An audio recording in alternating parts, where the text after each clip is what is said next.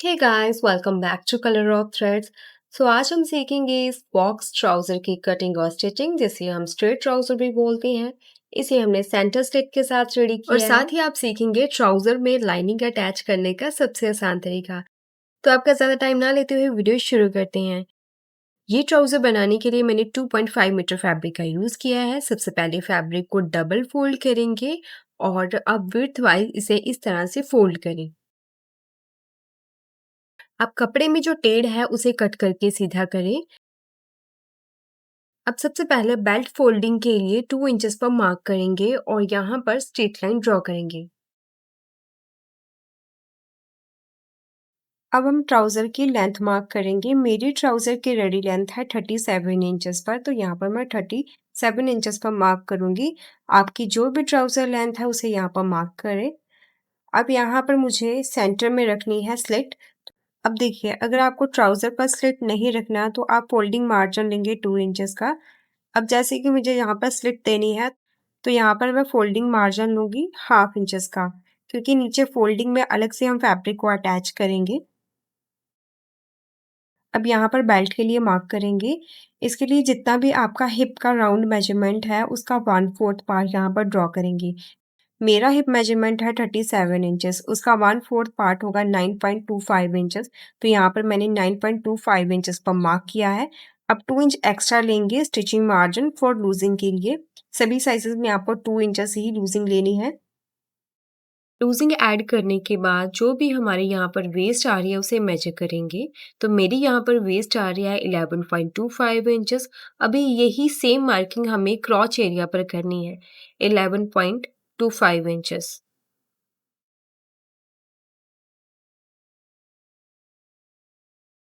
यही same marking हमें क्रॉच line के सामने करनी है और यहाँ पर स्ट्रेट लाइन ड्रॉ कर देनी है।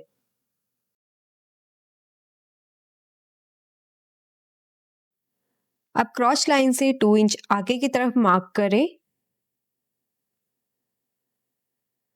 मीडियम साइज तक आपको यहाँ पर 2 इंचेस पर मार्क करना है। लास्ट एक्सरसाइज के लिए यहाँ पर आप 2.5 इंचेस पर मार्क करें। आप टेप को इस तरह से रखते हुए यहाँ पर सेंटर पॉइंट लेंगे। तो ये मेरा सेंटर पॉइंट आया है 6.75 इंचेस पर। सेम मार्किंग हमें बॉटम लाइन पर भी करनी है। अब इन दोनों पॉइंट्स को मिलाते हुए यहाँ पर स्ट्रेट लाइन ड्रॉ कर दें। अब ये जो कॉर्नर है यहाँ पर क्रॉच की गुलाई देंगे और ये गुलाई थोड़ी सी खड़ी शेप में देना, ज़्यादा गहराई में ये गुलाई ना दें। बॉटम की लूजिंग यहाँ पर रखेंगे 12 इंचेस की। 12 का हाफ होगा 6 इंचेस। अब 6 इंचेस को सेंटर लाइन पर रखें और दोनों तरफ इस तरह से 6 इंचेस पर मार्क करें। अब जितनी हमने क्रॉच की लेंथ ली थी सेम मार्किंग ऑपोजिट साइड पर भी करें। अब इस लाइन से लेके बॉटम लाइन तक इसका सेंटर लें, इस तरह से। सेम मार्किंग को इस तरफ भी करेंगे। यहाँ से कितने इंचेस का गैप आ रहा है, तो ये मेरा हाफ इंचेस का गैप आ रहा है। सेंटर मार्किंग पर भी हाफ इंचेस पर मार्क करें और सेंटर मार्किंग को बॉटम लाइन तक पहले स्ट्रेट मिला दें। बॉटम की लूजिंग थे 12 इंचेस, यहाँ पर भी 12 इंचेस लेके इस लाइन को हमें बॉटम लाइन तक बिल्कुल स्ट्रेट मिलाना है। फिर हमें कर्व स्केल का यूज़ करते हुए इन दोनों मार्किंग को इस तरह से, अभी सेंटर मार्किंग को क्रॉच के साथ कनेक्ट करने के लिए लेग कर्व स्केल का यूज़ करें। इस तरह दोनों तरफ स्केल को रखते हुए इन दोनों मार्किंग को कनेक्ट करें। तो यहाँ पर ये हमारे फ्रंट पैनल की मार्किंग बिल्कुल कंप्लीट है। मार्किंग को फॉलो करते हुए फ्रंट पैनल को कट करें। अब आगे का जो एक्स्ट्रा फैब्रिक है उसे डबल फोल्ड करते हुए रखें। अब इसके ऊपर जो हमने फ्रंट पैनल को कट किया है इसको सेट करेंगे और सेट करते हुए ध्यान रखें ऊपर की तरफ भी एक्स्ट्रा फैब्रिक होना चाहिए और क्रॉच एरिया पर भी, क्योंकि दोनों तरफ हमें मार्किंग करनी है और इस तरफ कोई भी मार्किंग नहीं आएगी। सबसे पहले फ्रंट पैनल से 2 इंच ऊपर की तरफ मार्क करें बैक क्रॉच के लिए। यहाँ तक ऐसे सीधी लाइन ड्रॉ करें। अब ये जो हमारा फ्रंट क्रॉच है, अब जो हमारे फ्रंट क्रॉच का कॉर्नर है यहाँ से हमें स्केल को रखते हुए एक स्ट्रेट लाइन ड्रॉ करनी है ऊपर की तरफ। अब बैक क्रॉच के लिए 2 इंच आगे की तरफ इस तरह से मार्क करें और यहाँ पर भी ऐसे सीधी लाइन ड्रॉ कर दें।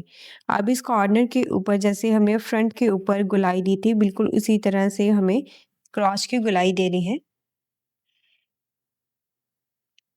बॉटम से हम लेंगे 1.5 इंचेस एक्स्ट्रा।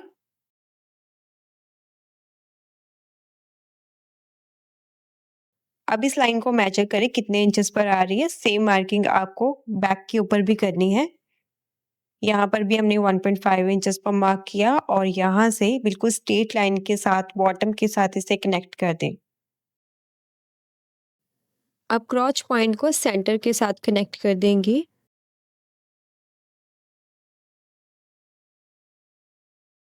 अब इस स्केल को इस तरह से रखते हुए जो हमने बैक क्रॉच एक्स्ट्रा लिया था, उसे ऑन फोल्ड की तरफ इस तरह से जॉइंट कर दें। तो ये हमारे बैक पैनल की मार्किंग भी कंप्लीट है। अब मार्किंग को फॉलो करते हुए पैनल को कट करें। जहाँ पर हमारी फोल्डिंग आएगी वहाँ पर हमें इस तरह से नॉचेस लगा देने हैं। अगर पर मुझे लाइनिंग भी अटैच करनी है तो लाइनिंग को मैंने मेन फैब्रिक के नीचे रखते हुए एज इट इज कट कर लिया है। अब पहले मेन फैब्रिक को लेके इस पर स्टिच करेंगे। मेन फैब्रिक को अलग से स्टिच करना है और जो लाइनिंग फैब्रिक है उसे अलग से स्टिच करेंगे। पहले हमें मेन फैब्रिक के ऊपर क्रॉच स्टिच कर लेनी है और इसी तरह से जो लाइनिंग फैब्रिक है उसे अलग से हमें क्रॉच पर स्टिच करना है। दोनों क्रॉस स्टिचिंग लगने के बाद बैक पैनल के ऊपर फ्रंट पैनल को रखेंगे। अब हमें इस पर स्लिट के लिए मार्किंग करनी है। तो साइड स्लिट के लिए यहाँ पर मैंने 6.5 इंचेस पर मार्किंग की है। अगर आपको स्लिट थोड़ा छोटा रखना है तो आप कम मार्किंग भी कर सकते हैं। स्लिट की जो रेडी लेंथ है वो मेरी 6 इंचेस की रेडी होगी। ये मार्किंग हमें दोनों साइड पर करनी है। इस मार्किंग को छोड़ के यहाँ पर लगभग पौन इंच जितना मार्जिन लेते हुए ऊपर तक हमें स्टिच कर लेना है। इस तरफ भी जो हमने मार्किंग की थी उसे छोड़ के ऊपर की तरफ हम बिल्कुल सीधा स्टिच कर लेंगे। स्लिट फोल्डिंग के लिए मैंने 2 फैब्रिक पीसेस लिए हैं जिस पर हमने स्लिट ओपनिंग रखते हुए ऊपर की तरफ स्टिच कर लिया है। यहाँ पर भी हमने स्लिट की ओपनिंग रखी है 6.5 इंचेस की। इस तरह के हमने 2 फैब्रिक पीसेस को रेडी करना है दोनों साइड के लिए। फैब्रिक पीस की लेंथ आपको लेनी है 10 इंचेस की। अब फोल्डिंग करने के लिए देखिए ट्राउजर को सीधा करके रखेंगे। इसके ऊपर जो फैब्रिक पीस है ऐसे उल्टा करके रखें। अब इसके ऊपर हमें स्टिच करना है। स्टिच करते हुए यहाँ पर आपको ध्यान रखना है हाफ इंच जितना मार्जिन लेना है। पहले जो हमने स्लिट की ओपनिंग रखी थी वहां पर स्टिच करेंगे और जहां तक हमने ऊपर की स्टिच की थी बिल्कुल वहीं तक हमें स्टिच लगानी है। उसके आगे आपको एक भी पॉइंट स्टिच नहीं करना है और डबल स्टिच के साथ स्टिच को एंड करें। और स्टिच शुरू करने से पहले ये ट्राउज़र और फैब्रिक का जो स्लिट एरिया था वो हमने पिन के साथ सिक्योर कर लिया था। दूसरी साइड पर भी स्टिच करने के लिए यहाँ पर आपको ध्यान रखना हाफ इंच जितना आप मार्जिन लेंगे और जो ऊपर की स्टिच है बिल्कुल वहीं तक आपको स्टिच करना है, उससे आगे आपको बिल्कुल भी स्टिच नहीं करना है। अब नीचे वाली साइड पर भी हाफ इंच जितना मार्जिन लेते हुए स्टिच करेंगे।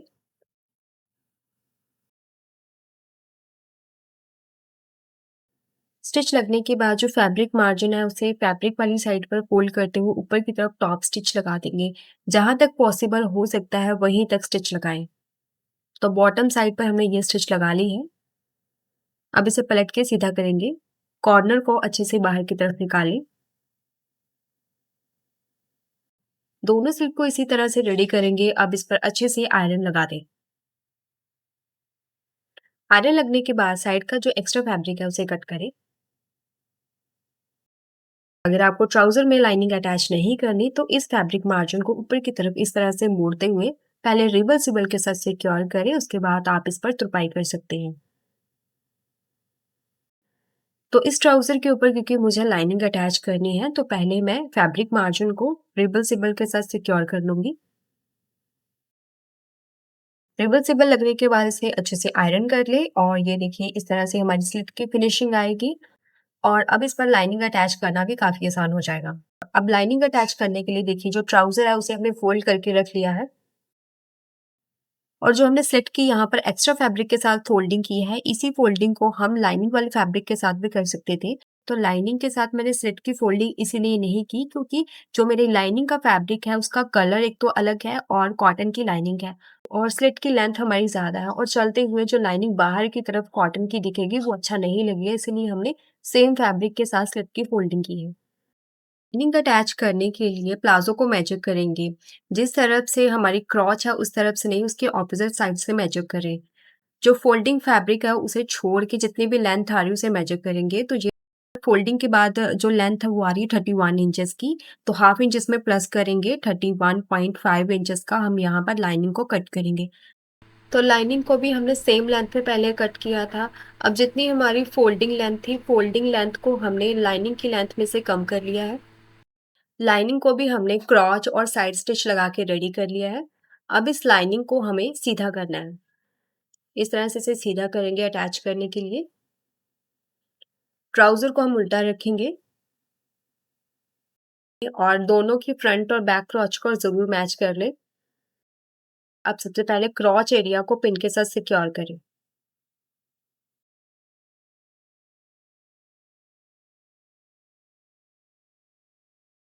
कमर वाली साइड पर भी पिन लगा के इसे सिक्योर कर लें ताकि स्टिचिंग में प्रॉब्लम ना आए। बॉटम साइड पर स्टिच करने के लिए देखिए इस तरह से हाफ इंच जितना हम मार्जिन लेते हुए अंदर वाली साइड से स्टिच करेंगे। इसी तरह से दूसरी साइड पर भी हमें उल्टी साइड से स्टिच करना है इस तरह से। स्टिच लगने के बाद इसे सीधा करें। सीधा करने के बाद इसे एक बार आयरन ज़रूर करें।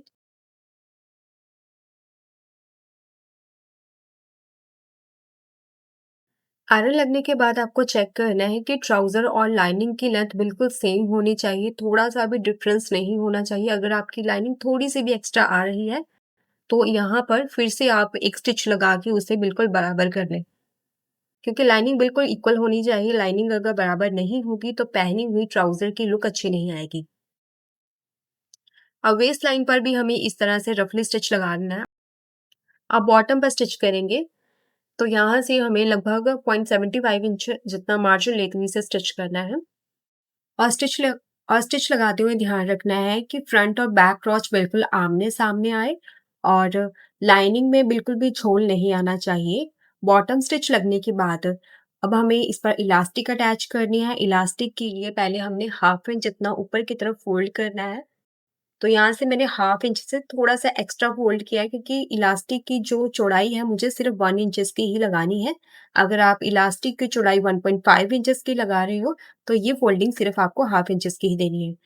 अब इसे फिर से फ़ोल्ड करते हुए आयरन करेंगे। इस फ़ोल्डिंग की चौड़ाई मैंने रखी है 1.25 इंचेस की क्योंकि इलास्टिक की जो मेरी विड्थ रहेगी वो 1 इंचेस की है।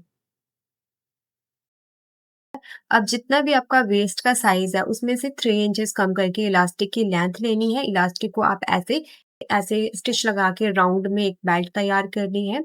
इलास्टिक को ऐसे मार्क करते हुए 4 पार्ट्स में डिवाइड कर लेंगे। अब इन सभी मार्किंग को फ्रंट, बैक और साइड कॉर्नर्स के साथ पिन्स लगाते हुए सिक्योर कर लें। इससे हमारी इलास्टिक इक्वल पार्ट में डिवाइड हो जाएगी और ऊपर से हमें टॉप स्टिच नहीं लगानी पड़ेगी। अब जहाँ पर हमने पिन्स के साथ इसे सिक्योर, अब इसी के ऊपर हमें स्टिच करना है। स्टिच लगने के बाद इस इलास्टिक को अंदर की तरफ फ़ोल्ड करते हुए बिल्कुल किनारे पर स्टिच कर दें। स्टिच लगाते हुए ध्यान रखें कि जो स्टिच है वो इलास्टिक के ऊपर ना आए। ये देखिए कितनी आसानी से हमने इलास्टिक और लाइनिंग को अटैच कर लिया है। तो प्लाज़ो बनके तैयार है। और ये हमारे ट्राउज़र की रॉन्ग साइड है। अब इसे सीधा करने के बाद इसकी फाइनल लुक देखते हैं। तो ये देखिए सीधा करने के बाद इसकी फिनिशिंग आप देख सकते हैं। सो आज के लिए फ्रेंड्स बस इतना ही। और नेक्स्ट वीडियो में इसकी हम कुर्ती डिज़ाइन देखेंगे और इस वीडियो में इस कुर्ती और ट्राउज़र की आपको फुल लुक देखने को मिलेगी। सो आज की ये वीडियो आपको कैसी लगी लाइक और कमेंट करके ज़रूर बताएं। ऐसी और वीडियोस के लिए चैनल को ज़रूर सब्सक्राइब करें। सो मिलते हैं नेक्स्ट वीडियो में किसी नए टॉपिक के साथ। तब तक के लिए बाय बाय।